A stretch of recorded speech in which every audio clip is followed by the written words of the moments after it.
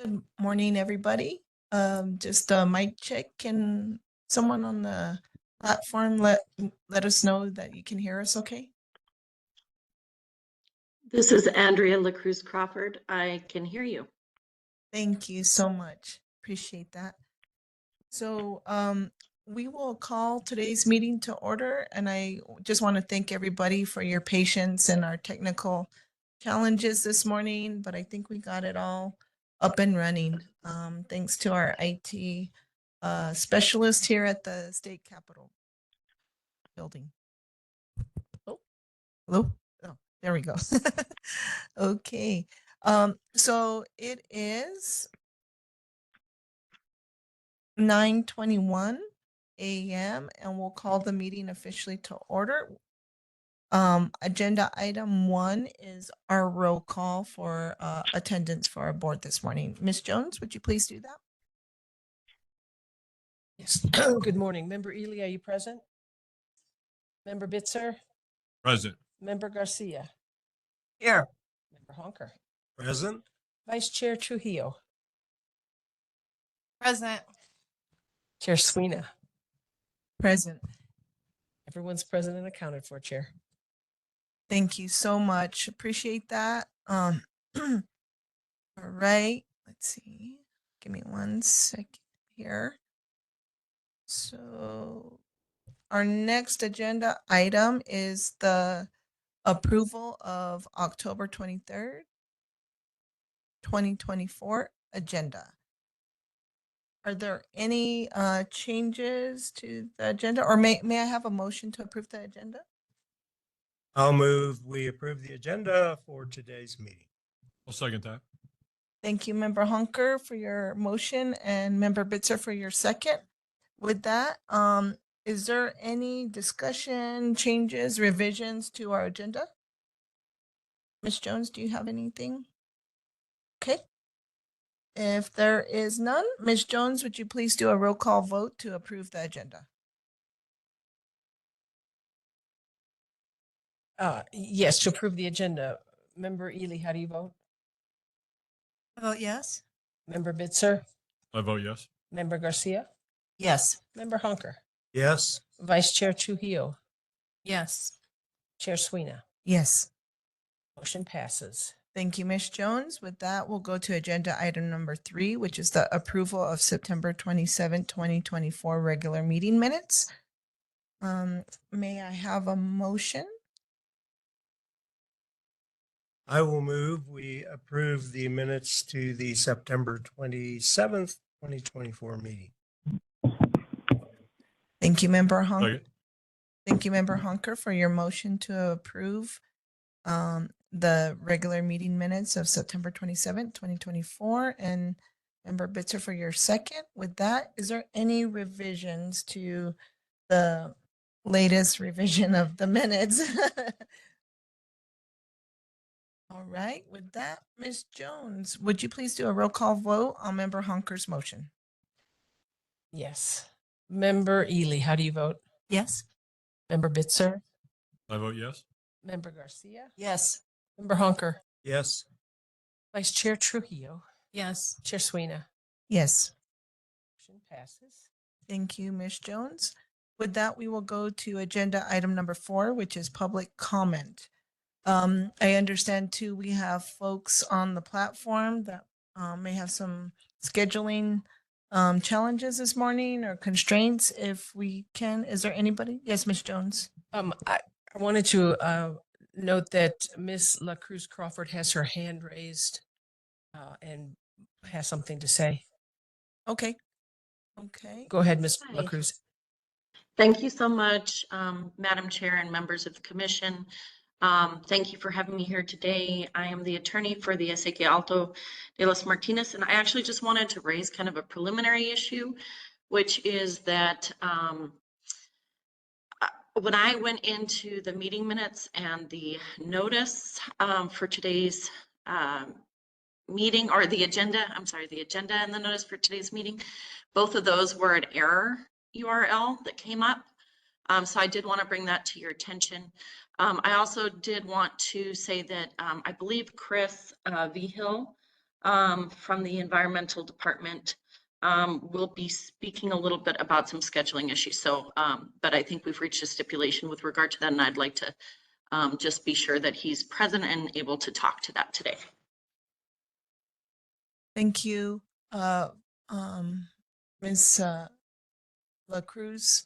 Sorry, I can only see a portion of your name. So I just clicked on, are you talking about the meeting notice on on our website? Yes, that's correct. And that was just this morning. I don't know if maybe there was some sort of temporary error or if the notice is actually there.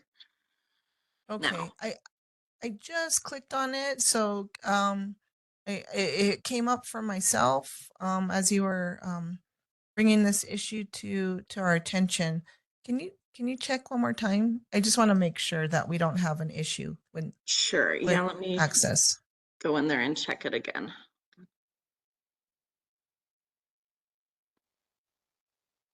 So for me, it's still saying, and maybe it's just an issue with my computer, but it's saying URL shortening service exception. And it says NMED URL, and I can send you a copy, but shortening service encountered an error.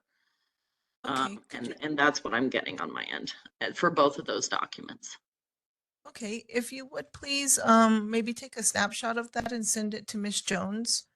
I will Just do so so. that we have it for the record. Yes. Thank you. Thank you so much. With that, I know normally we for each agenda item we wait to do public comment for if somebody had a particular comment for a particular agenda item that we have later in the meeting. But I know there's some time constraints. I've been alerted to that. So if folks want to make a public comment for a later agenda item, we'll open the floor for that too. Or if you would like to wait for your comment regarding a particular agenda item, uh, wait till that particular agenda item comes through. We'll navigate that as well. We'll accept that today as well. I see Ms. Jones, who's on the platform. Athena Christodoulou would like to make comment. I'll leave it Okay. up to her when if she wants to make the comment now or later. Okay. Yes. Yes. You're recognized. Yes, thank you. I would like to make the comment now, if that's okay. Yes, that is okay. Thank you so much. The floor is Okay. yours. Thank you. Thank you, Chair and committee members. My name's Athena Christodoulou. I'm a retired Navy commander, energy and environmental engineer, and tech entrepreneur. We need to pass the permitting fees, fines and fees on the docket for today. Right now, it's like we have people complaining about speeding and they're being posted speed limit signs, but the cops aren't allowed to ticket and fine, nor do they have enough money to hire cops. In fact, in the basin, 60% of the oil and gas industry is ignoring the posted limits and doing business as usual. Why am I worried about it? Because right now it's getting hotter faster in New Mexico than almost anywhere in the US. We're heading for too hot for humans, and methane is a heat explosion, and cutting it would slow warming immediately.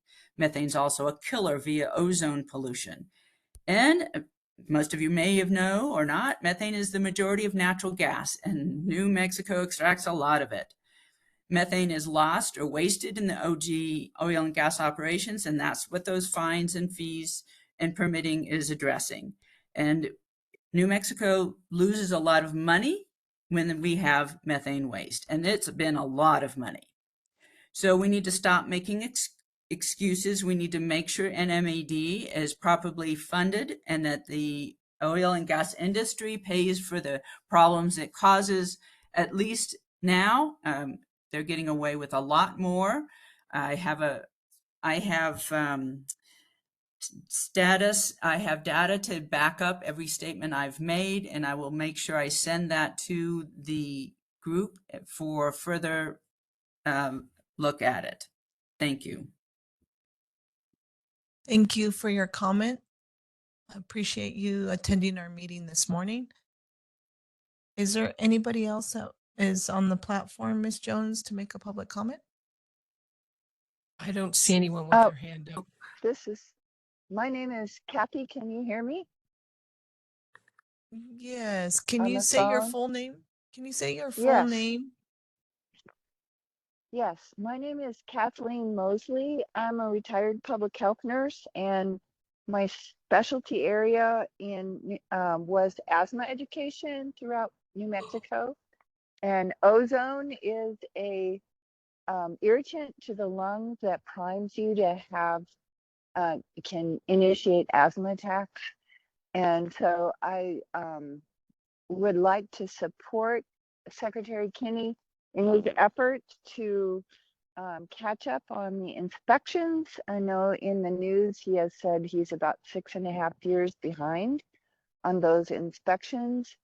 And just want to reinforce what Athena said for health effects, as well as the heat health effects of methane being such a potent greenhouse gas. So speaking in support of the permitting fees, hoping that that will help the inspections to proceed. Thank you. Catherine, could you please spell your first and last name for me? Yes, be happy to. It's Kathleen, Kathleen, and the last name is Mosley, Mosley. Thank I'm a you. registered nurse in public health nurse. Thank you, Ms. Mosley. Appreciate your comment this morning. With that, Ms. Jones, is there anybody else on? Hi, this is Vice Chair Meredith Dixon. May I make some comments? Of course, Vice Chair Dixon, the floor is yours. Great, thank you so much. So as I mentioned, my name is Meredith Dixon, and I'm the Vice Chair of the House Appropriations and Finance Committee. I am here this morning virtually. I want to affirm your significant responsibility for adopting an air quality permit fee schedule for the Environment Department. I want to highlight that when this department is better resourced, it delivers. Last week, the department announced an 18.4% return on investment in the prior fiscal year. This means that the Environment Department collected over $30.2 million in civil penalties, which exceeds its general fund appropriation by $4.7 million. The New Mexico legislature has done its part, increasing the Environment Department's budget from $11.9 million to $25.5 million in the last 5 years. But that does not include money to the Air Quality Bureau. That is your job, why we're here today, to set an air quality permit fee schedule based on the department's petition. It's up to you to determine whether the department modernizes its business services, hires more New Mexicans, and ensures cleaner air benefits sooner. I ask that you follow the law and allow this department to thrive so we do not place the air quality permitting and enforcement on the backs of all New Mexicans with general fund money, but on the industries that use the Environment Department's services. Thank you very much. Thank you, Vice Chair Dixon. Appreciate your comment. And with that, Ms. Jones, is there anybody else? Is anyone else on the platform ready to make a comment or desire to make a comment on anything on the agenda? Miss La Cruz Crawford? I'm sorry, I was just going to ask that since the, I'm unable to pull up the agenda, that maybe, could it be shared on the screen? It can be, but let me email you a copy. Okay, that would be fine. Thank you so much. Yeah, I just wanted to make sure that scheduling, the scheduling matters for the Acequia Alto y Los Martinez is on the agenda for today, so. And Miss De La Cruz, Crawford, that I see where there is a issue with one of the links, but if you go to our Environmental Improvement Board website, where it has EIB meetings, not the calendar, there's a link to the agenda on that website that is working. I double Okay, checked thank that. you. Okay, thank you, Ms. Jones. With that, Ms. Jones, do you see anybody else on the platform that would like to make a comment? No, I don't. Okay, if there's a caller on the platform that can't raise their hand, can you just speak up? I'll give you one last few seconds to speak up. With that, thank you all for who did make public comment this morning. Appreciate your attendance and appreciate your attention to the matters before the Environmental Improvement Board this morning. Thank you so much. With that, we will go on to agenda item number 5, which is the Hazardous Waste Bureau 2024 Annual Fee Report. And I see we have representatives from NMED here this morning. Or is this the, No, we're here for air quality. Sorry about that. oh, the next Yeah. one? Okay. If you'll recall, this is something that has been requested that this move to the next agenda, Okay. next month's agenda. Okay. So with that, I think there is a request to move this to next month's agenda. I don't think we have anybody here to speak to this, so we'll wait for next month to move this item to our next EIB meeting.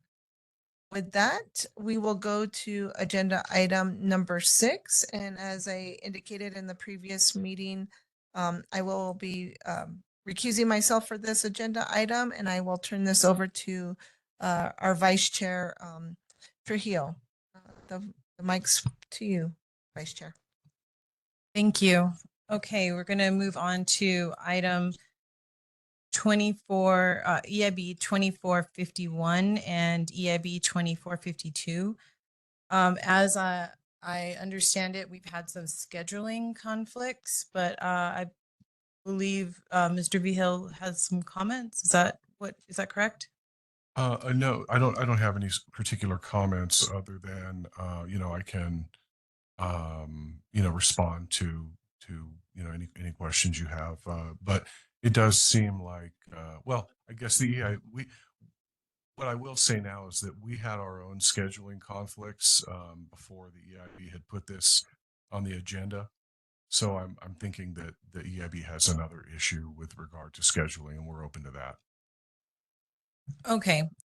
Yes, we in working to secure a hearing officer, we have not been able to get a date set for the date we set during the hearing. So today I need to ask if the parties are willing to change that date to one that works for a hearing officer. Yes, and in anticipation, once we saw that there was that the EIB had scheduled a rescheduling of the hearing, we had a meeting of the parties, and we came to an agreement that we would waive the deadline for the hearing. Each party would waive the deadline for the hearing. So if well, I guess Ms. De La Cruz can speak for her clients, but to that end, the department is going to offer a motion now to waive the deadline for a hearing, and then the other parties can weigh in. My understanding is that they're on board with that, and that it would be something probably that would have to go for a vote for the board. Okay. Ms. De La Cruz, are you here on the platform? Yes, hello, and thank you again. So I just wanted to clarify a few items with regard to the stipulation that's been reached by the parties. And Mr. Vigil, just let me know if there's anything here that you disagree with. But my understanding is that the department has agreed not to file any motions with regard to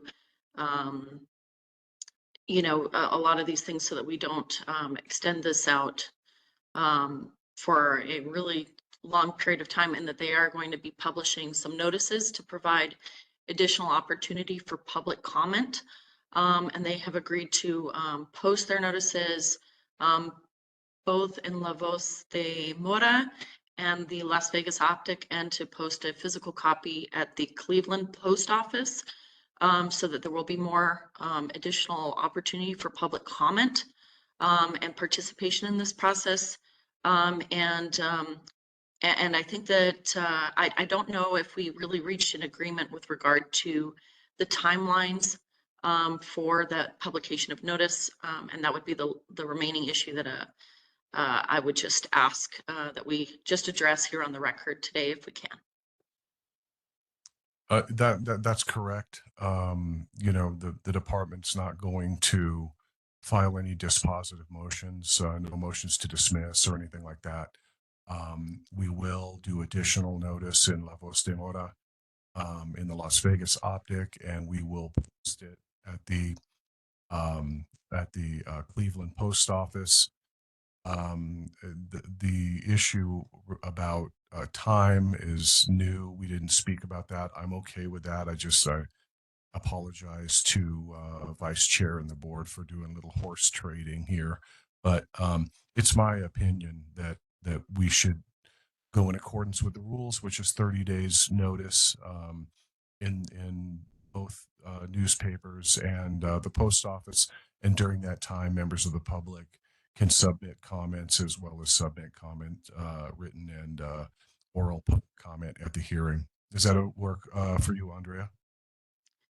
Yes, it does. And then the last thing I should mention to the board is I will be out of the country. I'm going on vacation over Thanksgiving. So I'll be gone from November 24th through December 3rd. So I'm asking that nothing substantive is addressed during that time. However, my understanding is that, you know, we'd be looking at a hearing potentially in January of this year. So with that clarification, yes, I certainly agree, and thank you for your time and working with us, Mr. Vigil, and for your time, members of the board. Okay. I think with that, we can look at some possible dates for that. Ms. Jones, you want to help us out here with your calendar?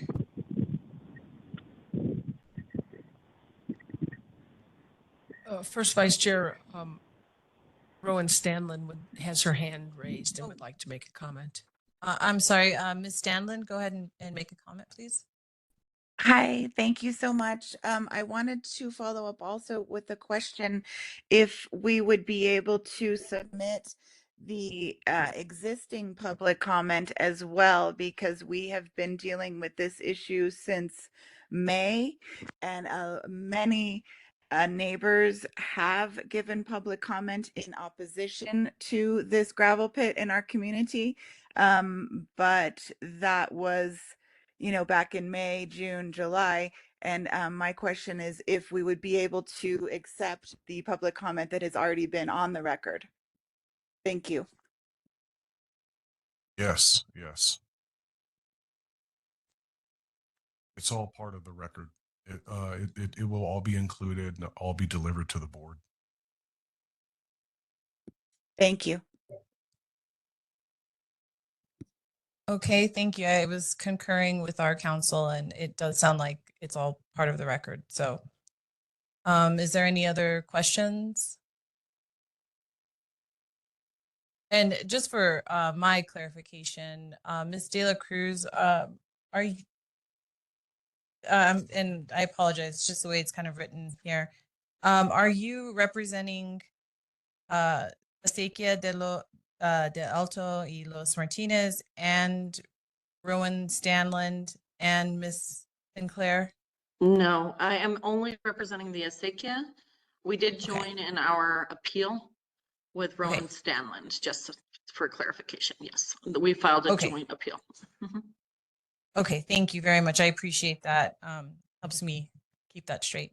Okay, let's move on to looking at calendar dates. And again, I apologize. Dr. Sinclair would also like to make a comment. Okay. Go ahead, Ms. Yeah, I Sinclair. was just going to add that my appeal is absolutely separate. It's just a separate appeal. They got joined together and that's fine. But just to clarify that. Okay, Dr. Sinclair, did you have any other comments beyond that? Nope. Nope. Okay, well, let's look at the calendar then. The EIB meets on January 24th. We had this set originally for a one-day hearing. So that's the regular meeting date. Do we have any, do our hearing officers, did they submit available dates? I haven't reached out to them for January dates, but Okay. I can do so. Okay, well, I know one of the challenges with January is the session. So probably the earlier in January, the better.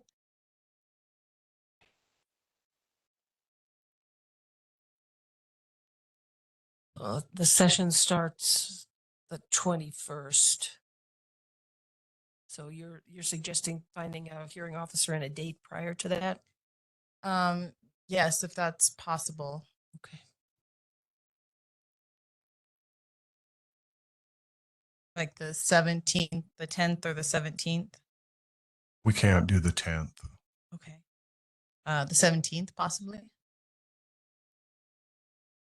That works on our end.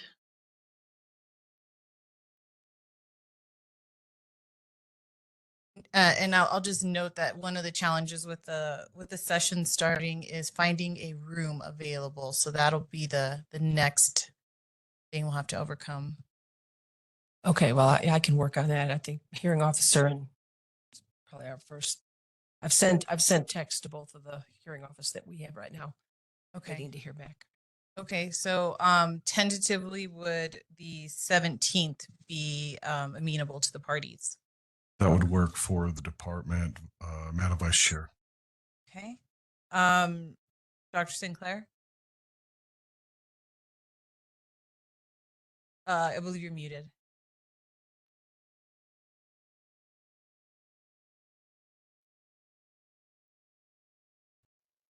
Oh, you're still muted.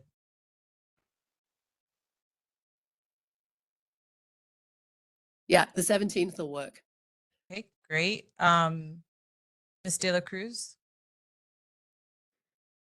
That would work for us as well. Okay, and Ms. Stanland? Yes, the 17th is fine. Thank you. Okay. Okay, we'll go with that date, and I'll secure a hearing officer and a location. Okay, can we possibly make that our regularly scheduled meeting as well? Since we have trouble with January anyways. Sure. Okay.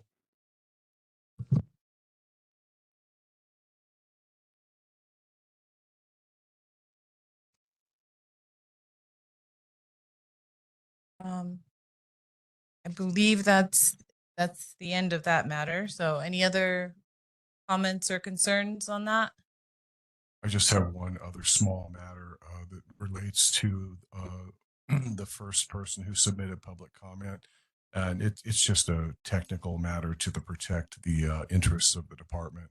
But the department would object to the introduction of any additional technical evidence since the record's been closed. And the person who submitted public comment has not been qualified as a technical witness. It's just a technical legal matter for us to get it on the record. Thank you.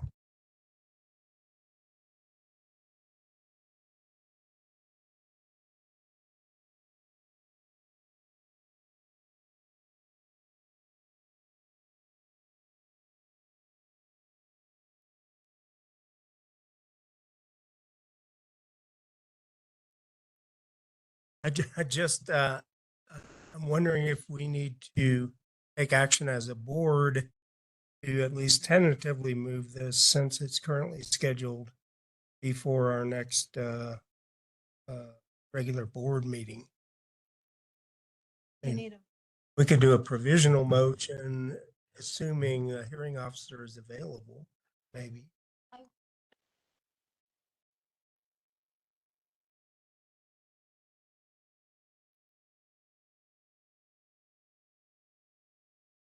And we do have a couple more meetings before. Because it's tentatively scheduled for January. Yeah, my point was, I believe at the last meeting, we set a November date. And so as long as no notice has gone out about that hearing, or maybe we need to at least notify the public that the hearing will not be on November 15th or whatever the date was we set, but will be rescheduled.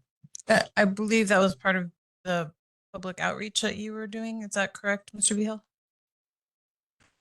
Yeah, but no notice was sent out, so we haven't noticed. That was kind of part of the internal scheduling problem that we had. So the public's not aware, and you know, if they didn't see the EIB meeting, they would not be aware of the date. Okay, so my question is answered. So it sounds like we don't need to do anything today. Decision.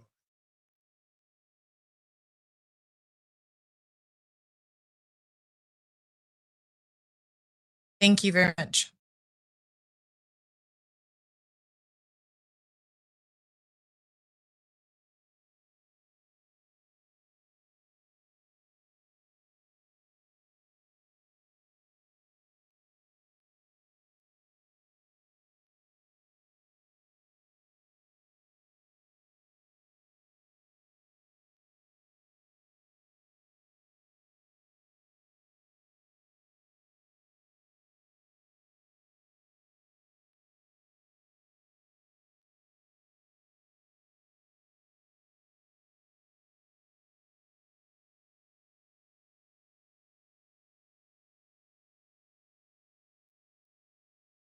Wonderful. Thank you, everybody. Thank you, Vice Chair, for leading agenda item number 6. With that, we will go to agenda item number 7, which is EIB 24-12, are in the matter of proposed repeal and replace of 20.2.71 NMAC operating permit emission fees and 20.2.75 NMAC construction permit fees. And today we have a deliberation and possible decision. And I just also want to note that we have our hearing officer, Mr. Virtue, also on the platform in the event that we have any questions on this matter. Good morning, Mr. Virtue. Good to see you. You're muted. You're muted. Sorry about that. Good morning, Madam Chair and members. It's nice to see you all, and I'm present if needed. Thank you, Mr. Virtue. And I just wanted to make sure that we put it on public record too about your support for us today.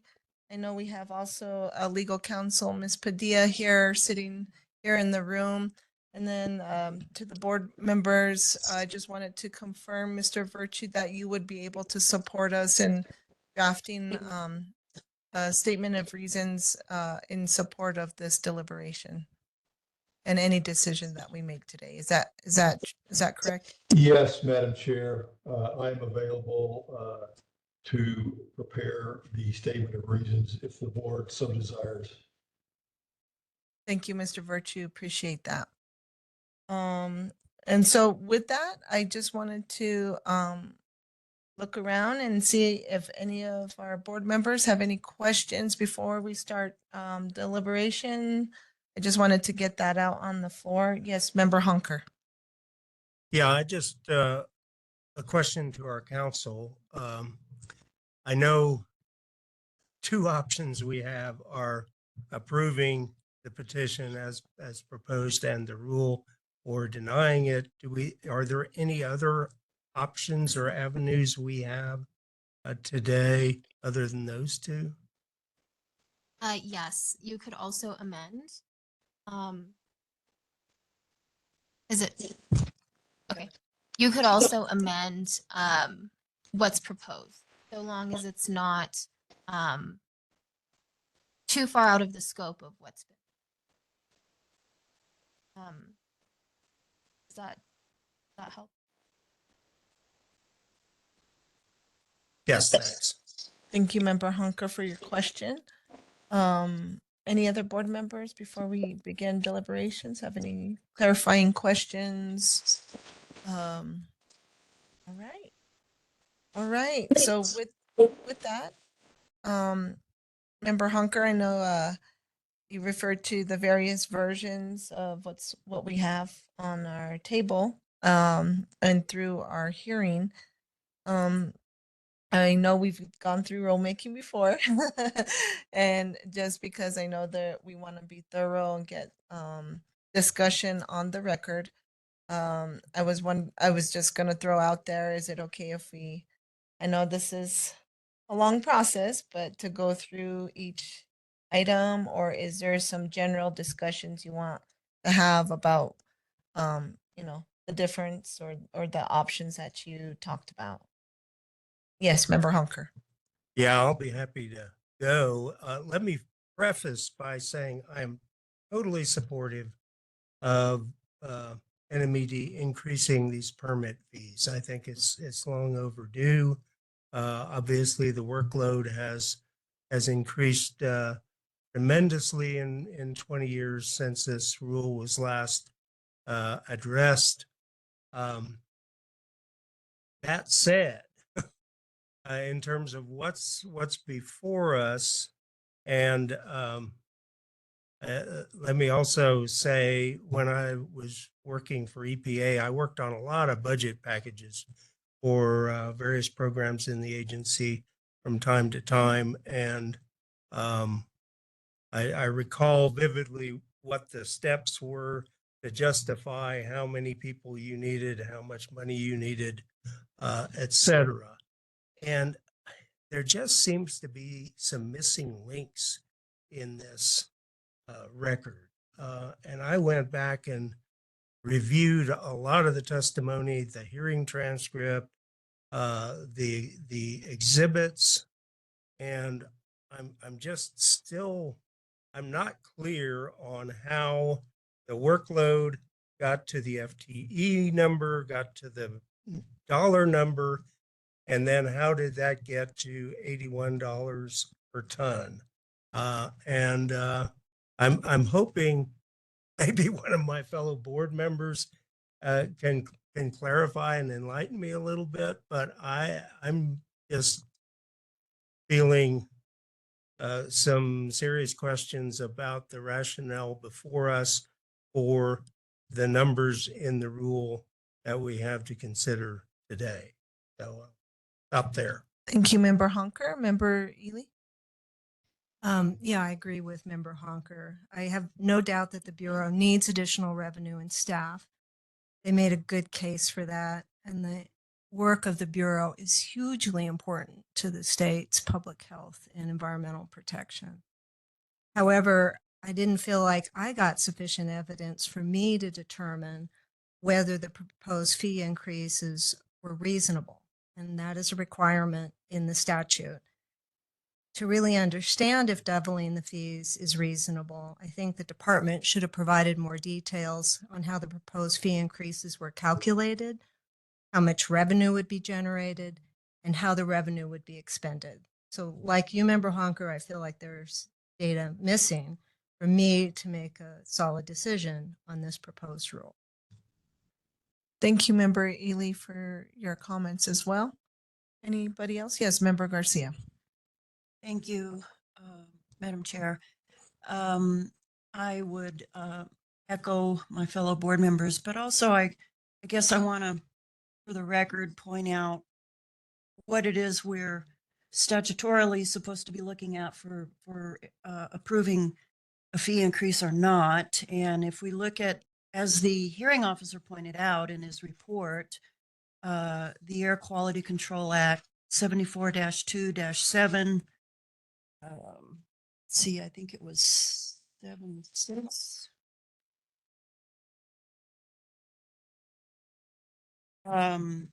Requires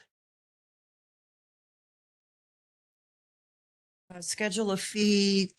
A fee is consistent with provisions of, oh, here it is, a schedule of fees sufficient to cover the reasonable cost. So reasonable is the term that we're looking at. And reasonable, of course, is a subjective term. So it's a matter of reviewing the information and determining if this is reasonable based on the evidence they provided. And aside from looking at the evidence provided, I'm also looking at the process in which they took to get here. And one of the things that I'm troubled by is that there was not a stakeholder process that they usually do. We've been in front of the department has been in front of us with regulatory proposal changes proposed, and there's always a stakeholder process where they spend a lot of time going to the community, talking to the regulated community, trying to get buy-in to the degree that they can. I know that's not always possible, but you have to work with the regulated community. In this instance, I didn't see in the evidence that that took place to a significant degree. There was one meeting, one public meeting. The regulated community was given the proposal the same day that they petitioned the board for a hearing.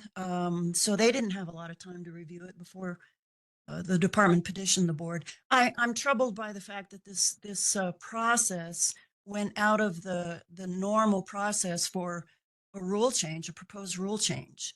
I think that goes into the reasonableness of proposed changes to rules. In the past, the department has spent a great deal of time working with the regulated community in a proposal for a rule change. This time, it appears that it was a bit rushed, is the sense that I got. And I understand that the staff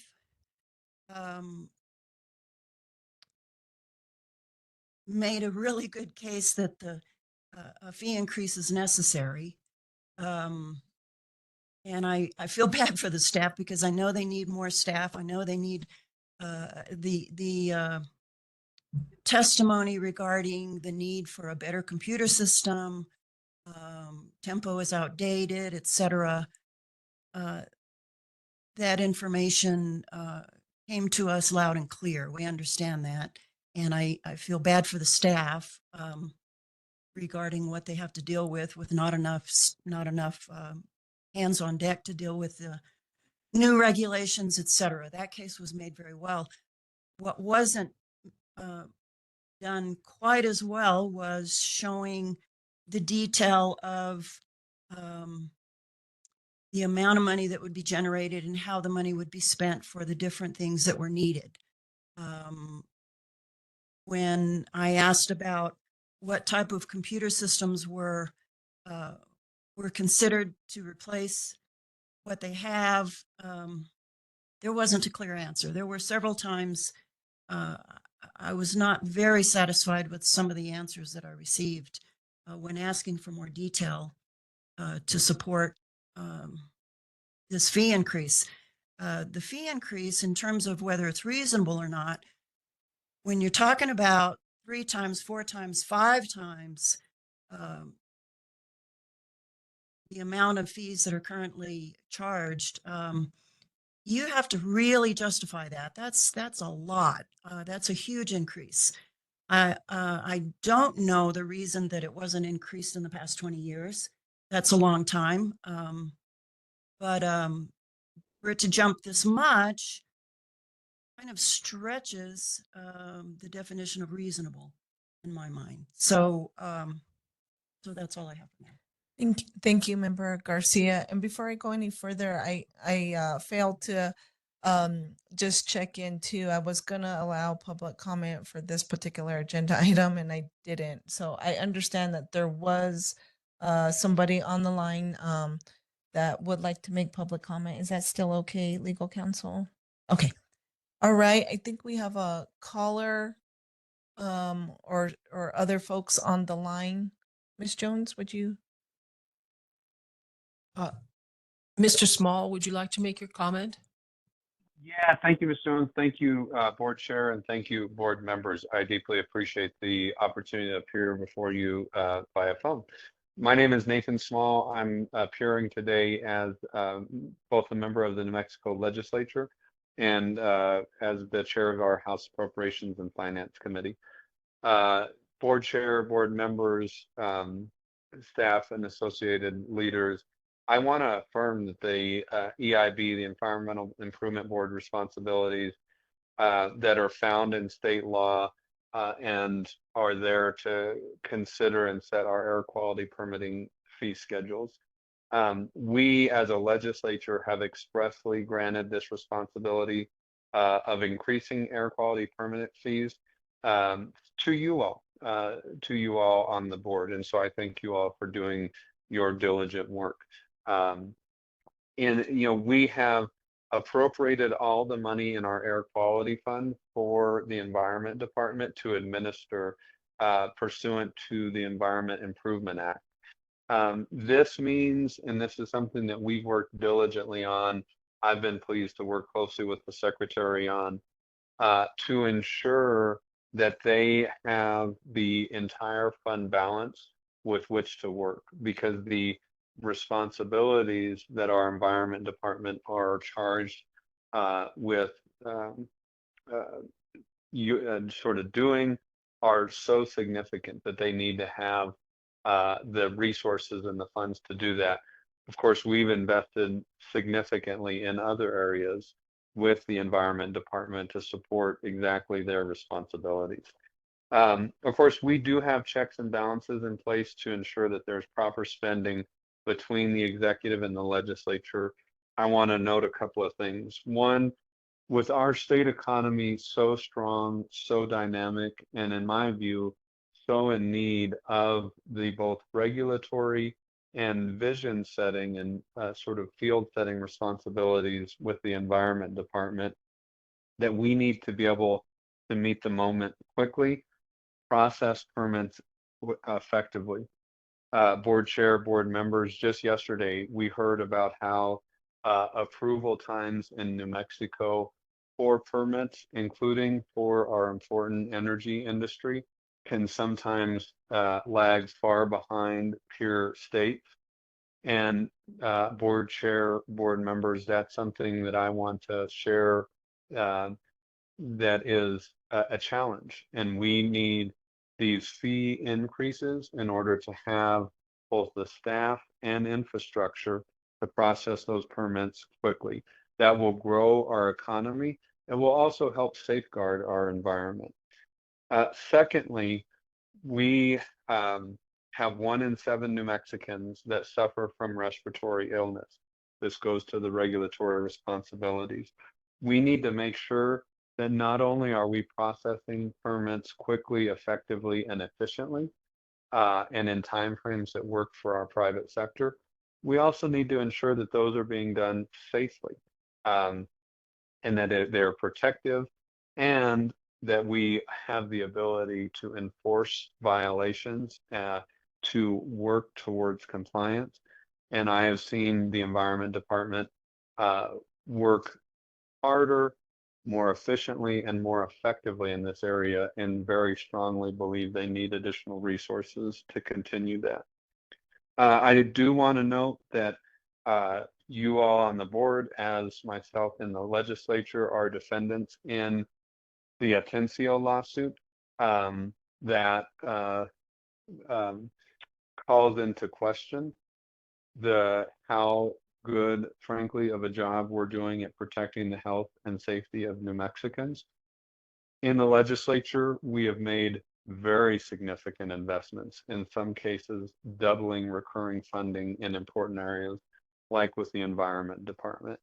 And I believe these air quality permit fees are a key way for you all with the board to be sort of in lockstep, working closely with making sure that the resources are there in order to support the health, safety, and continued future of all New Mexicans. And so for these reasons, I want to ask you to fulfill your role under state law thank you for the work and the roles that you fill, and ask that you adopt the Environment Department's proposal. I deeply appreciate the opportunity to provide this comment and very much look forward to hearing the outcome of your deliberations. Thank you all very much, board chair, board members, staff, and others. Thank you, Representative Smalls. And is there anybody else on the platform that would like to make a comment regarding this agenda item?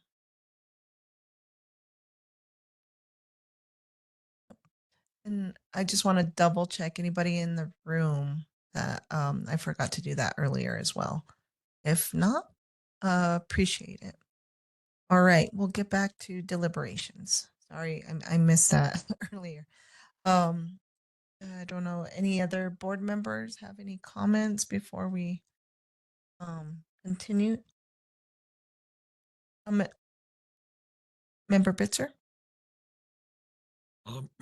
It sounds like we're heading maybe for some middle ground. I'll just suggest maybe we call it punt, but split the difference, if you will, and give them a chance to come back and petition again later for the balance.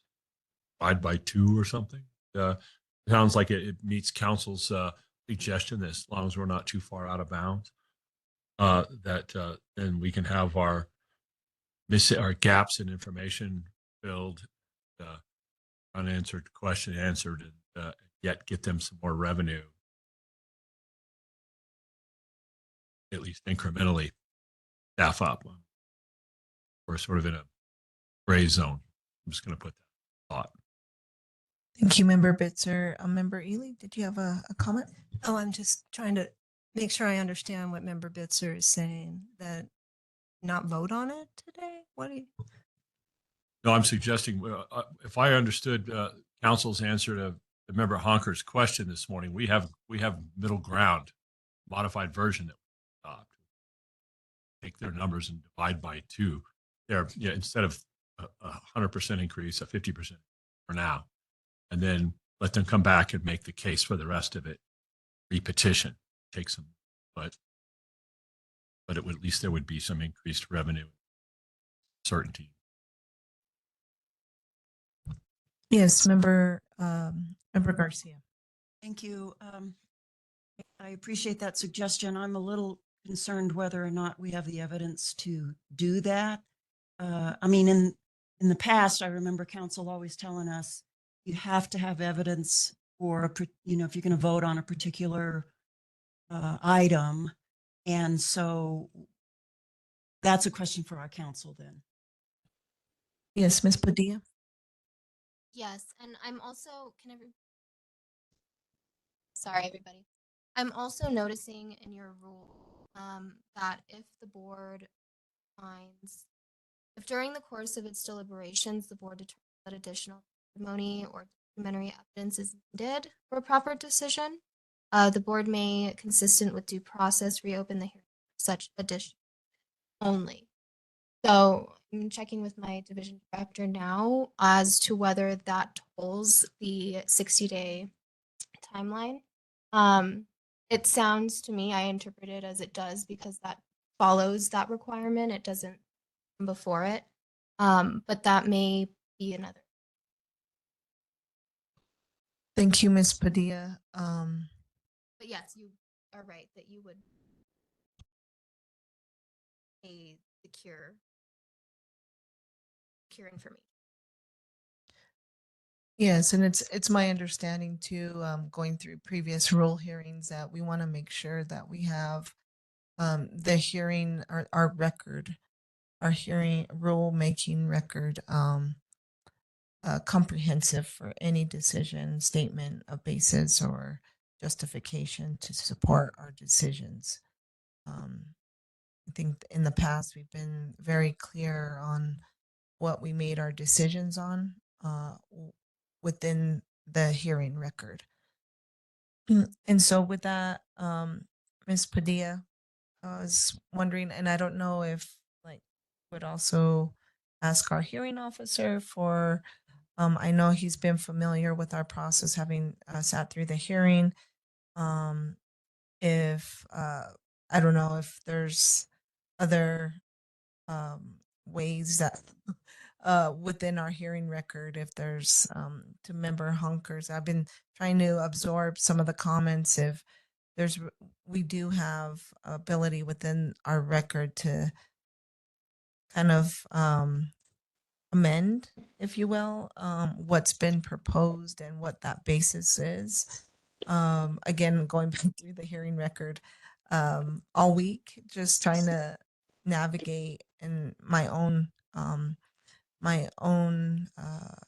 guess, understanding of the material and understanding what's been part of the hearing record already, and also hearing similar questions that I have about the basis, like the reasonable basis, so that whatever decision we make, that all parties can know that we made it on some factual numbers and justification.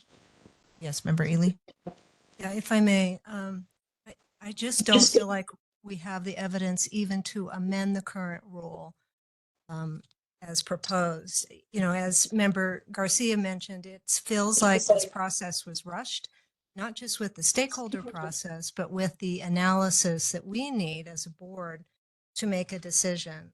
I mean, I asked myself several questions, like how did the department determine the level of the proposed fee increase? We don't know because the department did not provide data showing how they arrived at that increase. For example, they could not explain the fivefold increase in oil and gas GCPs. Why is that the right multiplier? Why not 3? They couldn't explain that. And why $81 a ton for Title V? Why is that the right amount? They couldn't explain that either. So I would feel very uncomfortable going through the rule, trying to amend those numbers without anything from the department to help us hit the right number. How much revenue will the 2 fee proposals raise? We don't know because the department didn't provide budget projections. They did provide some estimates during the hearing, but those were back of the envelope and they were not very specific. And I'm not certain that they even included particulate matter. So I think we need the department to provide annual revenue estimates for the 2 fee proposals. And I don't think we can, I think they're going to need some time to do that. And then the other question is, what work will the added revenue cover and at what cost? So we had some of that information in the ERG memo. It covered Part 50 and it covered NSR permitting, but we couldn't give full weight to that memo because we didn't have a witness to testify to it or answer our questions. And it wasn't inclusive of everything that the Bureau is facing, and including non-attainment for Lee County and San Juan counties. That's going to be a big push. A lot of work is going to have to go into those efforts. So, you know, I would feel very uncomfortable going through the rule, trying to amend it to give the department something right now, because I don't think we have the evidence to do that. And as much as I support the department and as much as I support air quality, it's dear to my heart. I really just don't feel like I can vote in support of this rule or even a version of this rule at this point without additional information. Thank you, Member Ely. Yes, Member Hunker. Yeah, I'd like to follow up. I appreciate Member Bitzer's idea that we approve something here. The only other number I think we could hang our hat on was this EPA presumptive minimum, which I believe was $61.73 per ton. But as I understand it, that is based on actual emissions and not allowable emissions. So I agree with Member Ely that we really don't, other than that being an EPA presumptive minimum number, we don't have any documentation that we could line up to support our using that number. Plus, it's an apples and oranges thing since it's actual emissions versus allowable. And my other comment is this is a really complex issue because even if we approve a fee increase, the department needs the FTE to go with that. That's going to have to come from the legislature. And I really think they need a salary scale increase because they've currently, as I recall, have a 30% vacancy rate. They've got all of this has to be in the solution to get the resources that the department really needs to process these permits and keep up with compliance activity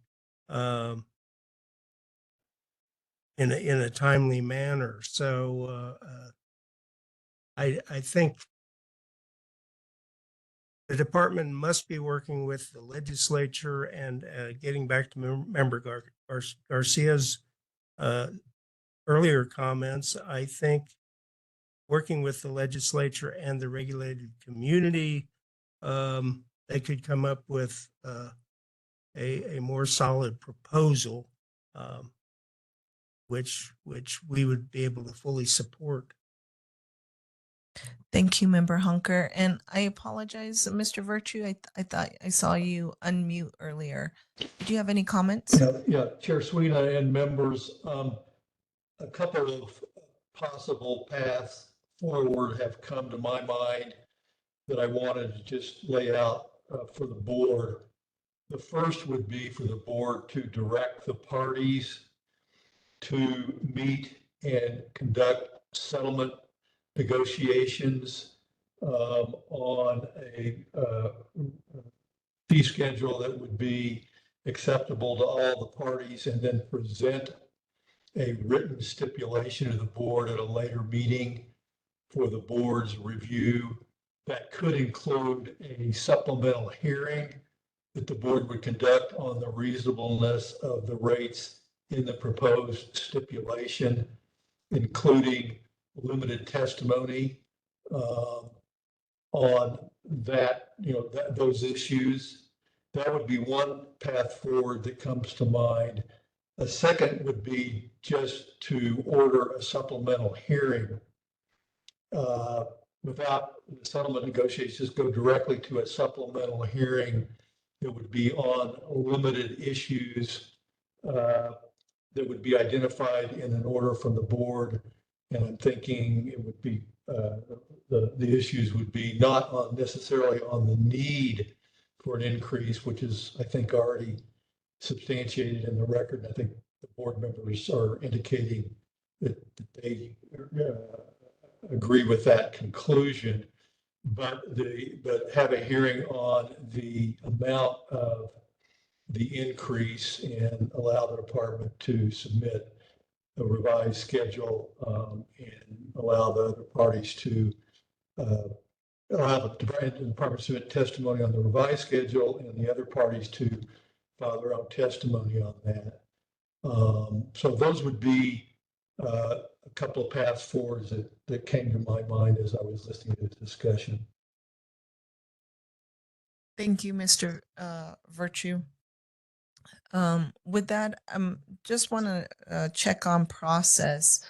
So would we be in line with timing and our milestones for our rulemaking process if there were supplemental hearings or these other options of even coming back with a meeting of various parties and coming back with a stipulated proposal? What are some of those milestones and timing milestones? Sure. So I'm not certain. My initial thought goes back to the original process. However, all of that may not be required. I'm just not. I just like to go to what's the safest. That way we're not breaking any rules or steering away from due process. That one rule that you all do have and your guidance does say subject to due process. So that's something that I would have to further. What guidelines we'd have to follow. Surely we couldn't just post a notice for a hearing. 2 days. It would still have to follow some. Thank you, Ms. Padilla. I appreciate that input. Yeah, I guess for myself, and it seems like for most of the board, just needing some additional information, understanding the need for increasing fees to support the administrative tasks that the regulations require, also to ensure that NMED has the resources to implement enforcement and implement the permitting process as well, recognizing that as well, as what was brought up during the hearing, whether through the presentation by NMED or by some of the public comments we received. So recognizing and acknowledging that. And so I'm also thinking about timing. I know there's some urgency, and as Member Hunker mentioned, there's also a whole coordination of other bodies and legislative and executive that needs to be coordinated as well. And that's sort of outside our realm as well. Like, so we have this little piece of responsibility of how, you know, this board and our rulemaking process fits into that whole process. So yeah, I'm also feeling like we should see about options of getting you know, supplemental information to make a decision, to make as a decision that has a foundation and a justification basis with that we can support a reasonable decision for the economics and the fees. So that's where I'm sort of leaning. Yes, Member Garcia. Thank you. I definitely appreciate your comments regarding making sure we do this right. Just to understand your hearing officer's suggestion, correct me if I'm wrong, but we may have a couple of options here. We either tell the department to go back to the drawing board, start over, give us the necessary information, do the process right, which could take a long time. But that would basically be a vote down, I guess, and then they go back to the drawing board. They come back to us with a proposal that has the necessary evidence and the procedures in place that they normally do.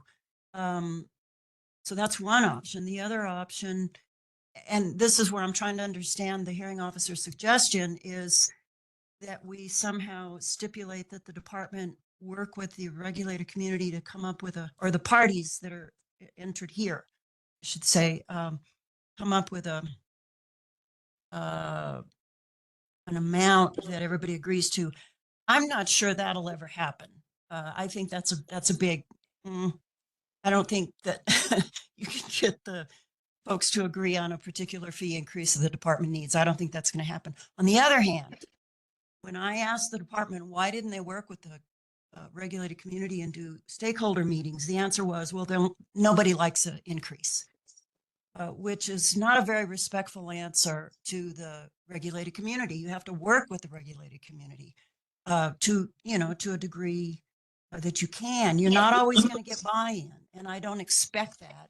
So I wouldn't go so far as to propose that we ask the department to go to the parties and get agreement. I'm not sure that'll ever happen, but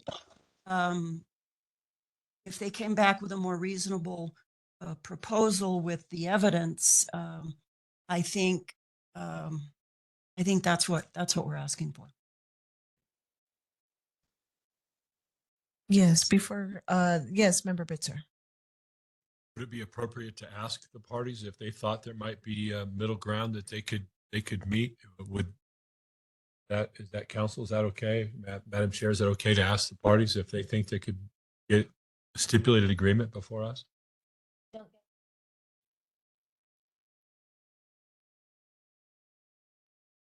It might be in the best interest of both parties to stipulate rather Oh no. So I just want to put that out to the party. Are both parties here?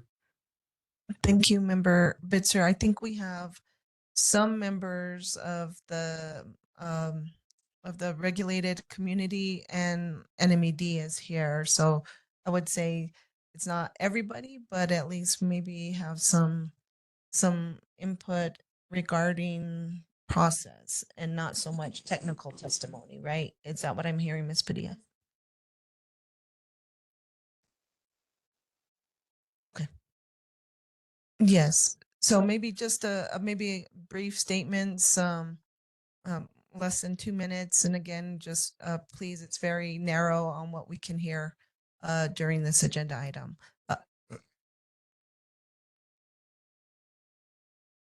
Okay, why don't we do that? Why don't we do that? That's a great idea. So we'll do a quick recess. I'm looking at the right clock here. Let's come back at 10:45. Give us about 15 minutes. And thank you all for, again, your attention to this matter. All right, Ms. Jones, are we back online? Thank you so much, and appreciate the parties being here. I just wanted to our legal counsel was able to do some research also in the meantime, so I would love to hear some of um, her feedback on some of our questions, and then we'll hear from the parties on a limited comment basis after she has the floor. Thank you, Ms. Padilla. Thank you, Chair. Yes, so as I stated earlier, the board does have a rule. It's 20.1.1.406 C and D. C, of course, gives that time limit of the 60 days to make a decision following the close of the record or the date of the hearing officer's report. And then D states that if the board determines that additional testimony or documentary evidence is necessary for a proper decision on the proposed regulatory change, that the board may, consistent with the requirements of due process, reopen the hearing for such additional evidence only. And so I've spoken with my division director, and he's provided the guidance that the board could interpret this to mean that today, before the 60 days is up, the board could make a decision to reopen the record, have another hearing, and we would need to follow due process. Of course, the rules don't give us guidance on exactly what that due process is. So as I stated earlier, my gut and also the division director's guidance has told us today that we should follow basically starting from the top. We need to give the notice. We need to give all the parties proper time to prepare, present their evidence, discuss any issues with one another. And so you do have that option, but you would need to give that notice of at least 60 days prior to the hearing, the notice, all of that. Does that make sense? Yes, thank you, Ms. Padilla. So with that, just looking, I see some head nods from our board members. Is it okay now do you have any questions or follow-up comment before we go to our parties? Nope. Okay. All right. Or do you, Member Bitzer? So we're going to go to ask them if they think they could come to a stipulated agreement then? I think we're just gonna hear maybe just from a limited basis, like no getting into any details on the facts of the case, but our rule making process, but just to hear some feedback from them. And Chair, if I may, Yes. I should let the board know prior to making any decisions that this is solely our legal interpretation of the rules. There could be a challenge because there isn't specific guidance, but I think that that's an argument that would be upheld in. Thank you, Ms. Padilla. And with that, I'll turn to Mr. Villa. Chris Hill, New Mexico Environment Department. Thank you very much, Madam Chair, members of the board. One preliminary item. I appreciate the analysis of board counsel. We agree with it. I think it's spot on. There was an additional issue that was raised, and I just wanted to clarify. So department's position that the board doesn't have the authority to remand this back to the department per se. nor does it have the authority to direct us to negotiate. Negotiations could occur, they may not occur. But just to wrap it up, the department is open to an additional hearing. The department is open to achieving its goals in the quickest time frame possible. Thank you. Thank you, Mr. Vigil. And I see we have also a representative here from the industry. Yes, the floor is yours. Can you identify yourself? And Yes, Madam Chair. I'm Dalva Mullenberg from Gallagher and Kennedy here on behalf of the New Mexico Mining Association. As you know, we participated as a party in the hearing. Listening to the procedural discussion today, I would say from our standpoint, we also do not disagree with the analysis that your council has presented regarding reopening the record.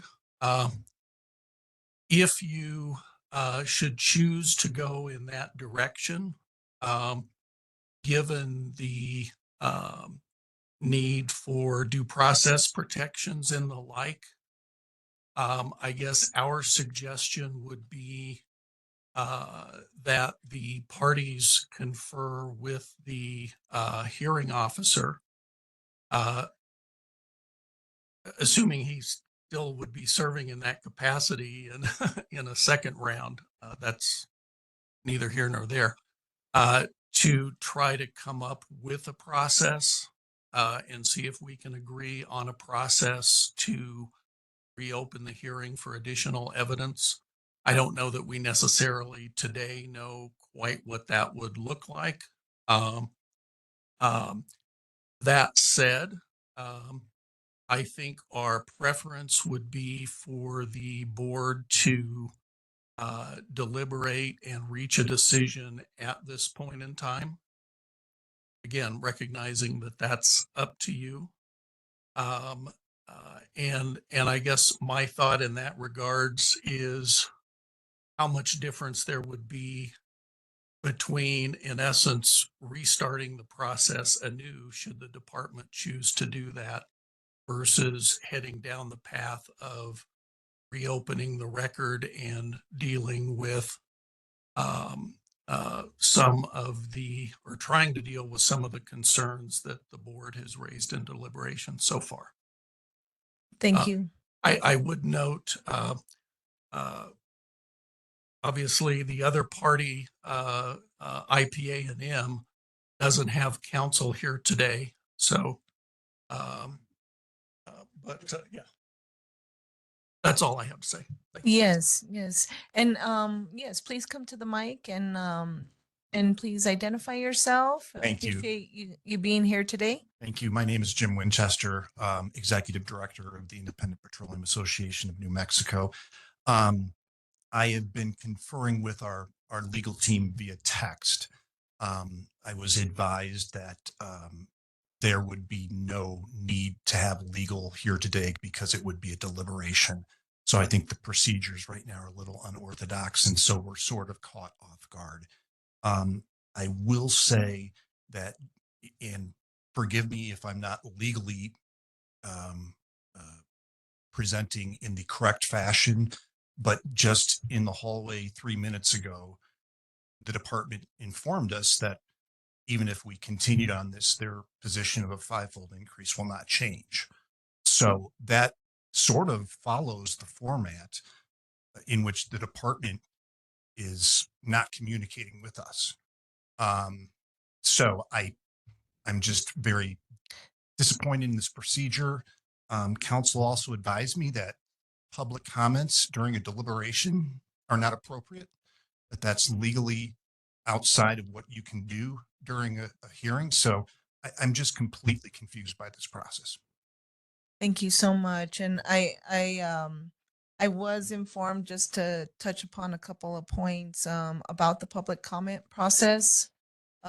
It is on our agenda, and we do normally, for each agenda item, wait to public comment for during those agenda items.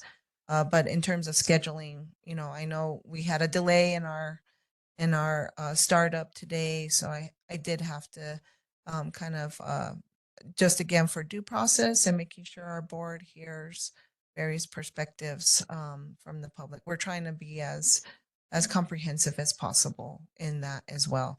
So I just wanted to note that, and I do also, because of that, note that you know, we've had to make sure in terms of leaning to be as inclusive as possible in this process to try to navigate some of the due process requirements, but also making sure that we're comprehensive in our information so we can make a good decision on behalf of the board. So yes, I do understand that today was a little bit not as normal as we have in previous rulemaking hearings. So I do want to note that, but I also wanted to note that with our legal counsel guidance as well as our hearing officer, we're trying to make sure that we followed the appropriate compliance measures as defined in our rules and regulations and the law.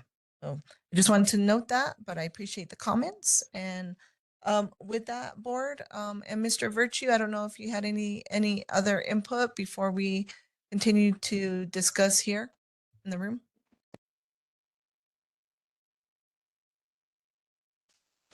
Chair Sweeney, I have nothing further to add at this point. Thank you, Mr. Virtue.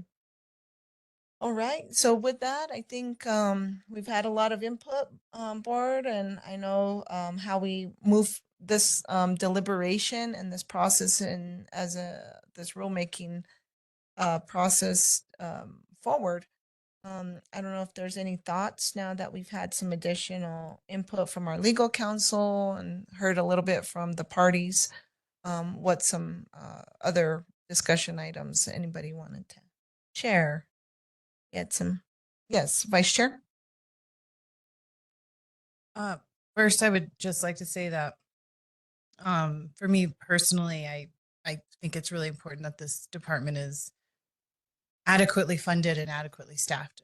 I think coming from a regulated work experience, anytime a department has their staff that is getting paid well and is happy and they're funded and they're effective and efficient, it's good for everybody all around.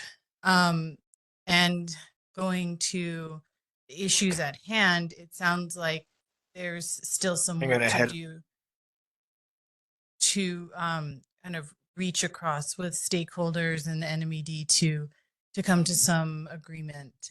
So setting that aside and looking just at the evidence that was presented and what we have to make our decision off of, I wholly concur with my fellow board members on some of the deficiencies that we identified and noted.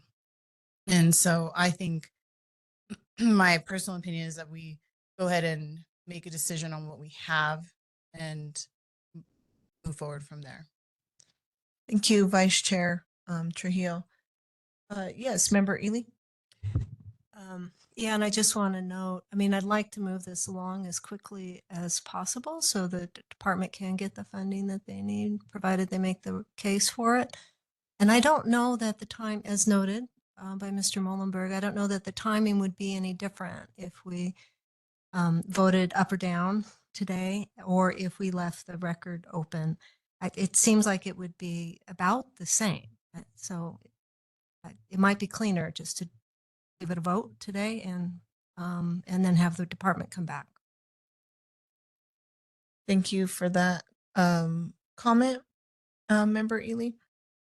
With that, anybody else have some discussion, thoughts that we wanted to make sure that we share on the record?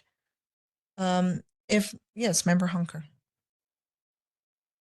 Thinking about the option of reopening the record and the hearing in some form or fashion, I'm not clear how we would put bounds around that decision and how we would communicate what we feel we need. I mean, I think it's somewhat obvious based on the discussion we've had here today, but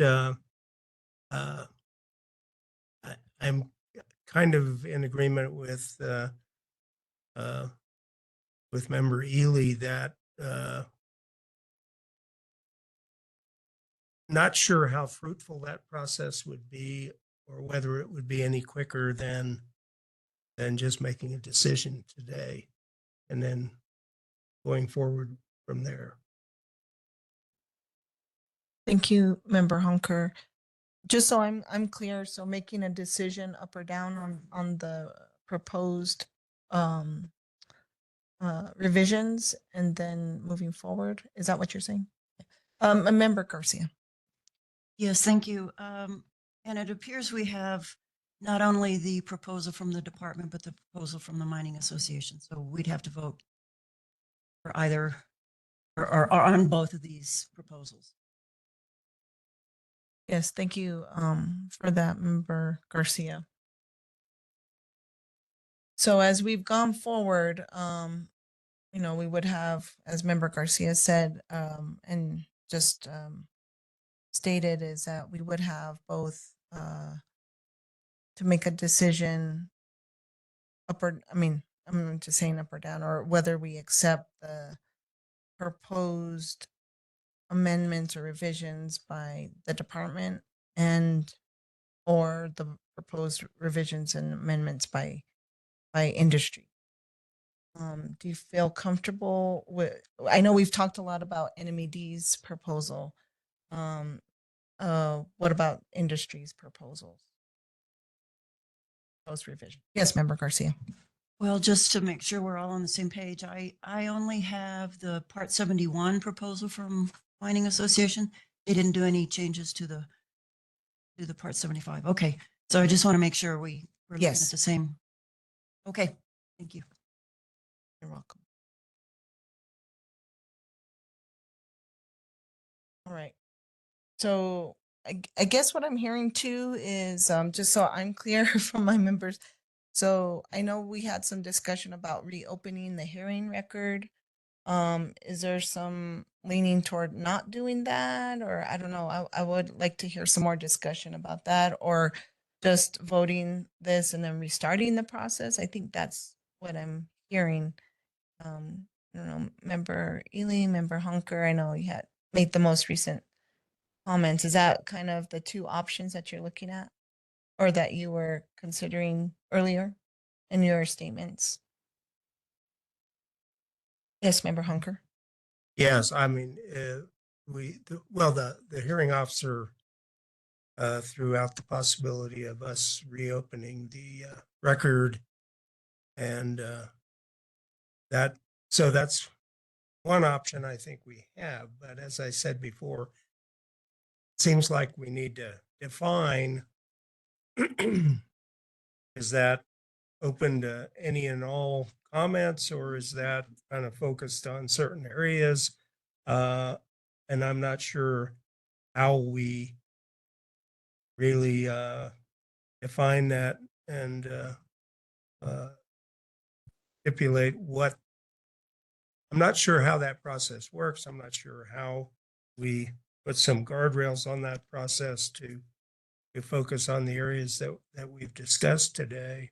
So, but that's an option. And then we have the option of making a decision on the petitions before us. Thank you, Member Hunker. I think what you're maybe referring to is kind of what the due process is. The process for opening that option up, and then what does that entail? Like, does it entail just focusing on certain fee increases as what was proposed? Because we had discussion about the reasonableness of those particular increases on particular proposals that we have before us.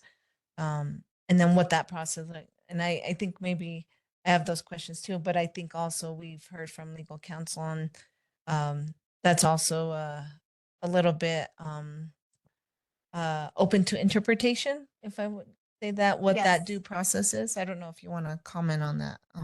Thank you, Chair. I will. Just to be clear, yes. So our recommendation would be essentially for notice and due process anyway. You'd be basically starting from square one.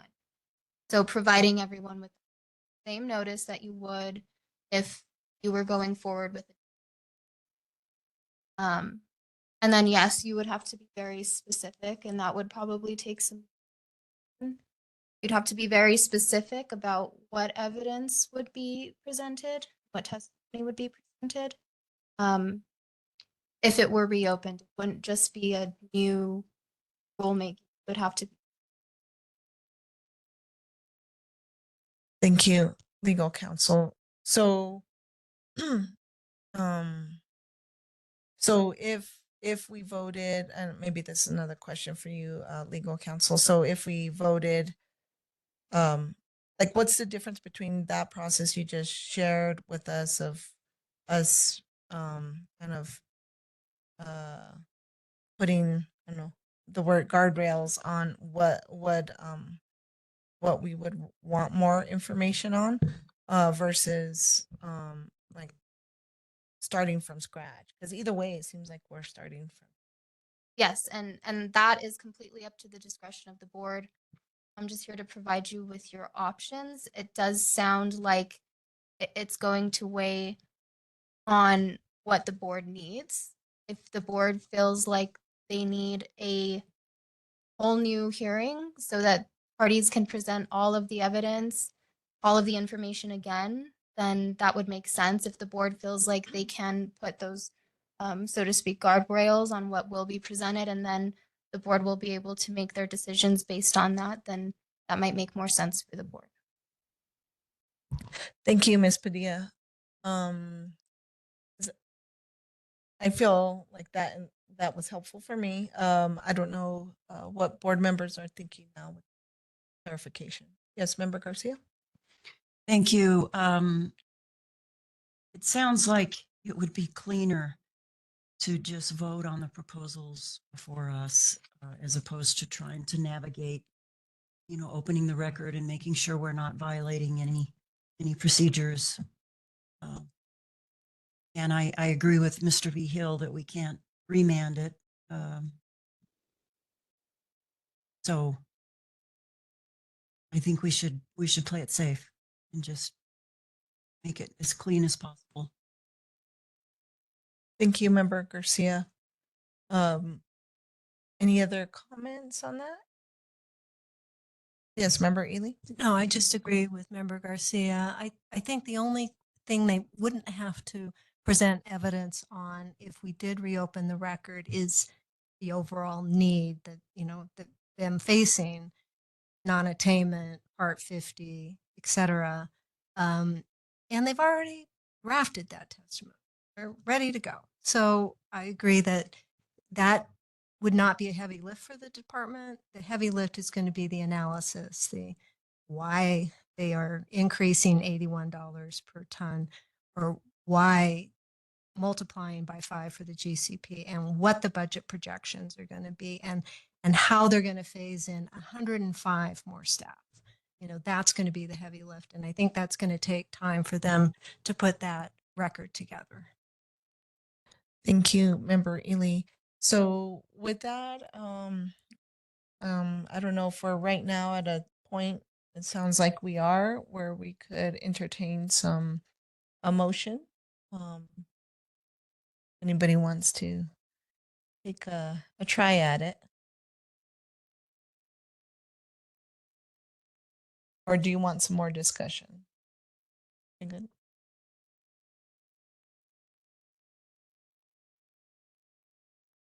Yes, Member Ely? Oh, okay, Member Garcia. I guess I would like a little more clarity on what this looks like opening the record. I'm not entirely clear on what the whole picture would be. We open the record, the time period, having an opportunity for public. I understand we have to notice it as though it's a new hearing. So I'm not, if I could understand a little more detail about how that process would work, that would be helpful. Yes, so just to be clear, the whole process would follow a rulemaking. So the entire way through. Oh, so it's really not any different. I'm going back to, It's not unless if the board, for example, needed a small piece of missing evidence, then that would be much more efficient to just reopen the record, have testimony on that one piece of evidence, move forward with deliberations. But in this case, it sounds like the board needs more than that. And so it may not be very different. It's just, it really lies on what makes more sense for the board and what information the board is needing from. and aside from providing more information, which we have identified is needed, the process of stakeholder meetings and all of that, that takes a long time if the department chooses to do that. So yeah, I'm not seeing much difference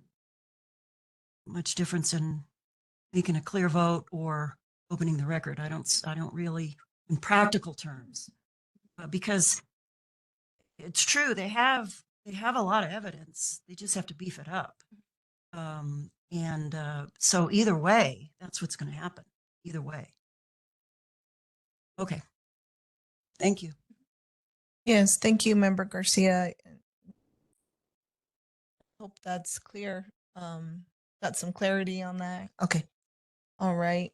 And anybody else has any questions about the various options that we can take going forward? And if there isn't any questions, like I shared earlier, so basically, let me summarize. So it seems like, and again, look to our legal support here, our counsel and hearing officer, if I have any, if I veer off here, that really, we have the option of accepting the proposals as we have through this hearing record or not.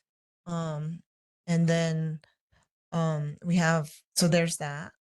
We have the option of opening the hearing record with limited or focused the guardrails that we talked about, but also following due process for that potential option. So really, I those are what I see right now, where we've kind of discussed that we, in order to,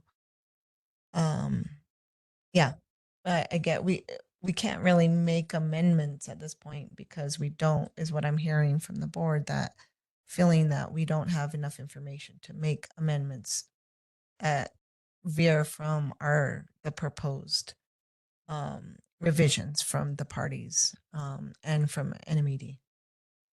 I just wanted to make sure that that's what I'm hearing and that's what so as we go forward, I guess there would be an option of accepting the proposals or voting down the proposals. If we want to stay with our current record and then adding to it, there is the option of opening the hearing record with those guardrails. I don't know what the board is comfortable with at this point. Looking to the board members of what option, or if we want to discuss that before actually making a motion. Yes, Member Garcia. Thank you. If we open the record, and it sounds like when you talk about guardrails, it sounds like we're saying we would tell them what we wanted. What's the difference in that and a remand? I would ask the council. Yes, Ms. Padilla. Just that this is in your rules. So. And yes, it does say for such additional. So if the board does reopen, you just have to be very careful that if you reopen and keep the record open for another hearing on such additional evidence only, that it's very clear what evidence you're needing, because it cannot go beyond. You would have to stay within those. Thank you, Ms. Padilla. And I think with earlier discussion, I think Member Hunker, you had brought this up, is with that option, we're also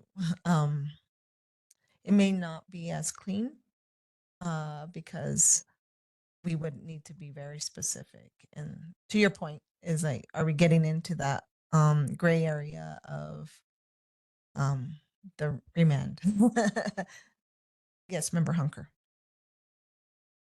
Yeah, I'm seeing that as problematic because we've raised a bunch of issues regarding a bunch of aspects of this proposal and articulating those in directions to the parties um, would not be easy to do. That would take some work on our part. Plus, we might overlook something, or there's always the possibility that okay, now we get responses to that.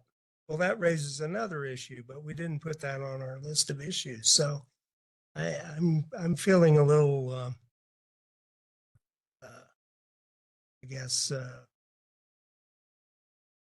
unhappy about going that route because it requires us to really define a bunch of stuff, and then there could be other issues that arise out of that kind of raise new questions. So Yes, Vice Chair Trujillo. It sounds like we're kind of all headed in the same direction. So if you're ready, make a motion. Yes. Okay, and I only ask that our legal counsel make sure I include everything necessary.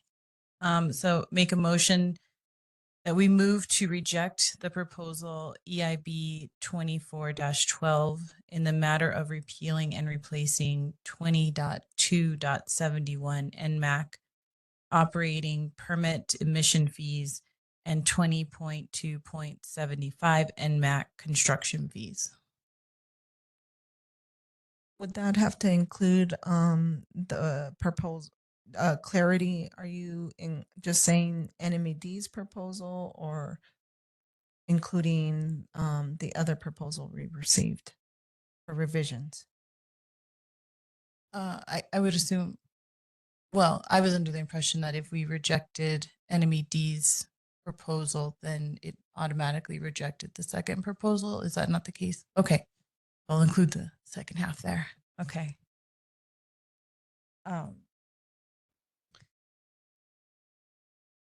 Okay, actually, I'm going to I'll make sure I got that proposal right. Okay.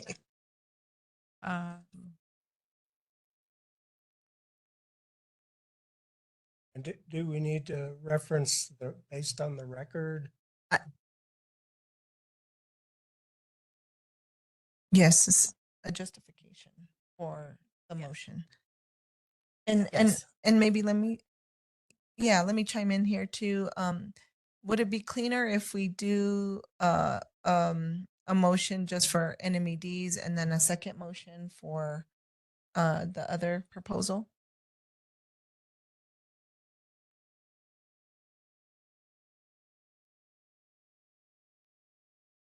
Okay, in that case, I do think we should do them separate, just for clarity. Yes. For the record. Okay, so I'd like to amend my motion to include that we are rejecting on the basis that there was not enough evidence presented during the hearing. Yeah, so there was not enough evidence presented to support the increase in fees. For NMED's proposal? For NMED's proposal.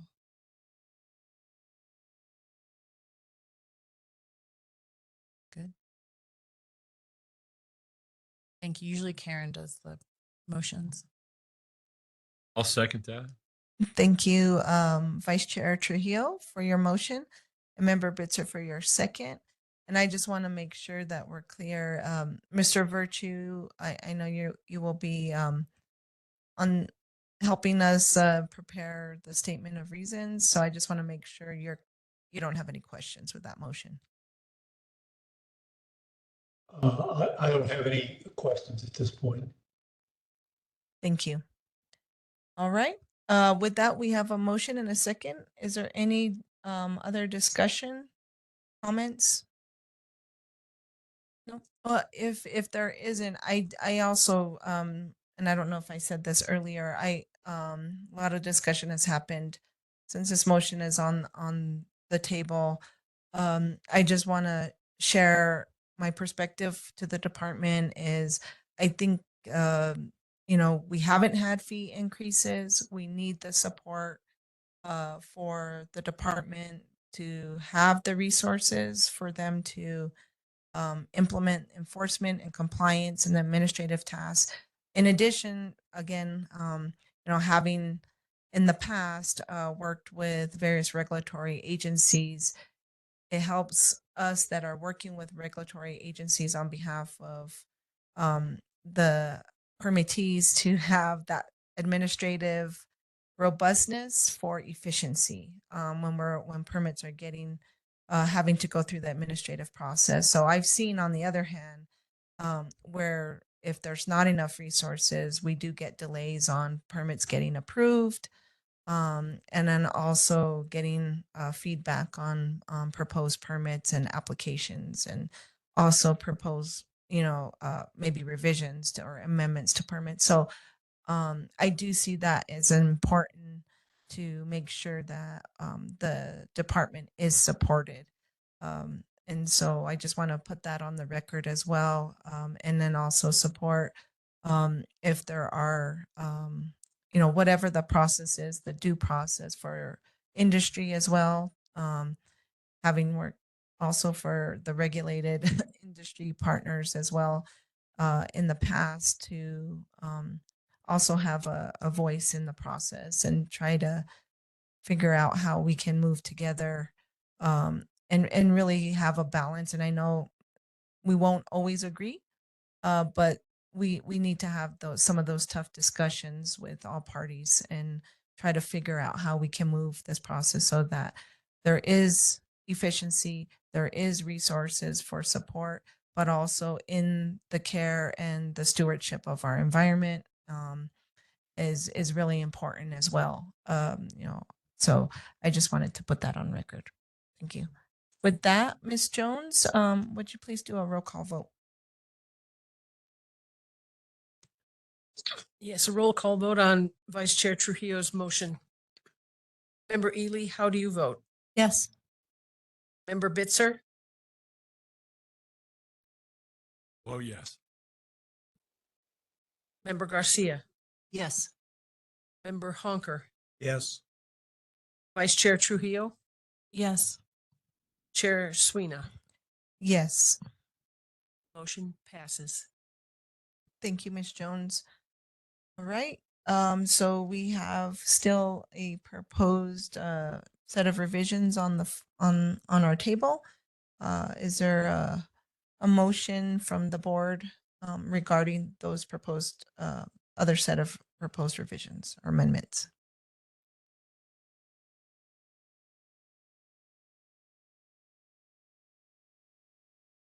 Yes, Member Garcia.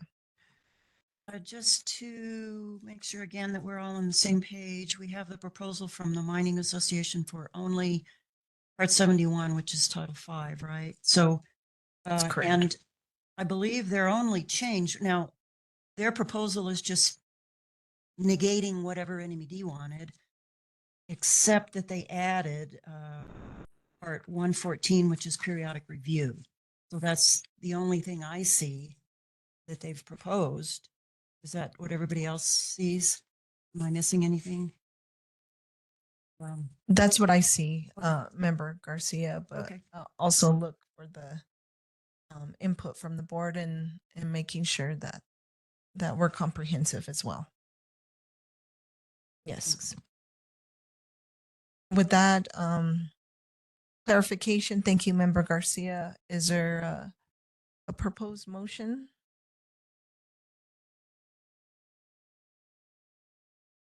Okay.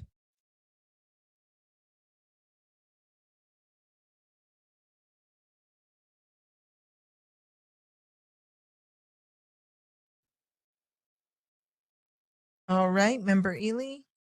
I move that the board reject the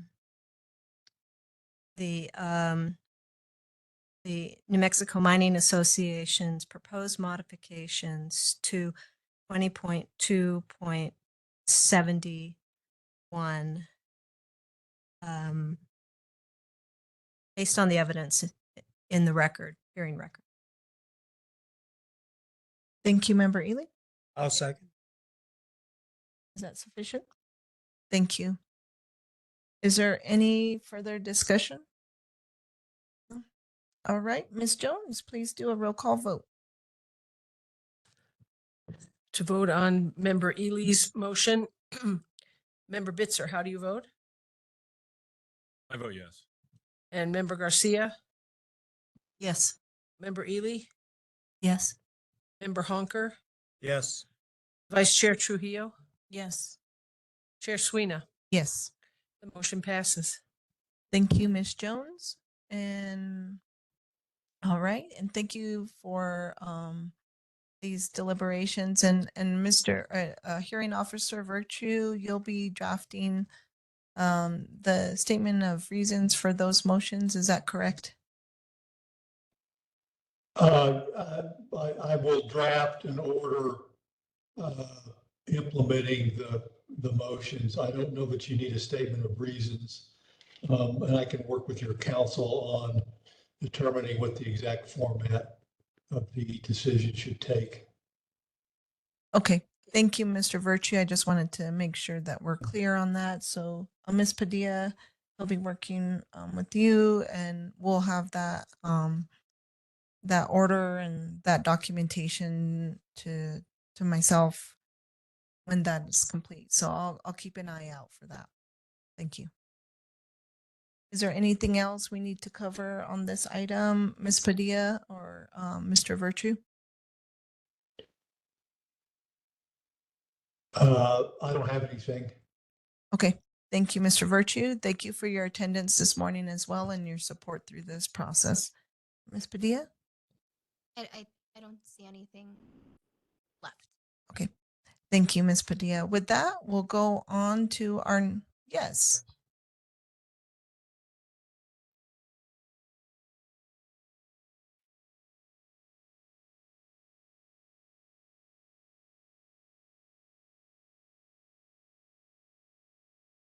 Yes. Thank you. Thank you for that, legal counsel. So Mr. Virtue, I guess maybe just timeline check. When do you think you could get that documentation drafted? I would say within a week. Okay. Thank you. So Okay, thank you. Yep. If that works, Virtue, then that, yes, that's fine. That is a quick turnaround for that kind of document from what I've seen. So I just want to be sure that that's reasonable. I'm sorry, Ms. Padilla was cutting out. I didn't hear everything she said. Yes, I'm sorry, Mr. Virtue. I was just kind of stating that that's a little bit of a quick turnaround, but if you're able to do that, then that's fine with me. Well, I would want to consult with you. So if you could, maybe you should indicate how much time you think would be needed, and we'll work within your time constraints. I think I'd feel more comfortable with 2 weeks rather than 1, if that's okay with the board members, Chair. yes, Ms. Padilla. So we're looking at 2 weeks. Okay. Thank you so much. That works for me. Thank you, Mr. Virtue. And thank you for that question, legal counsel. So at least we have a timeline. Appreciate that. All right. With that, we'll go on to our next agenda item. Since we're done with that, and that would be next meeting and upcoming matters. Agenda item number 8. Ms. Jones, I think we have a meeting next month. and some other upcoming.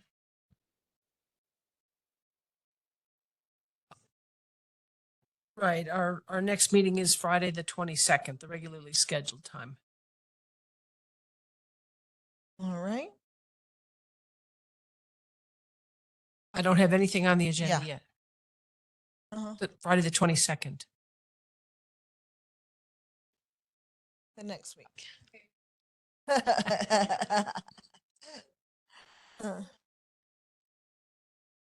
Oh, yeah. No, so yeah, Friday, November 22nd. All right. With that, just board members put that on your calendar and let's see. All right. And then next we just have adjournment.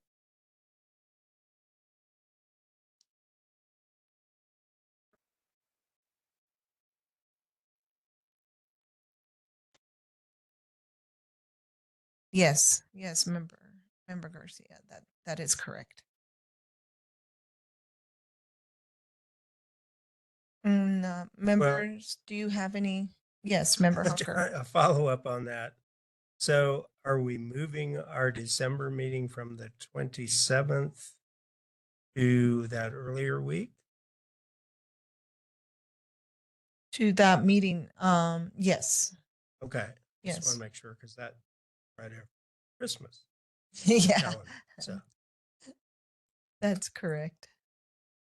All right. All right. If we're finished, I will make a move that I will move that we will adjourn. I'll second that. Thank you, member Honker, member Bitzer, for your second on adjournment today.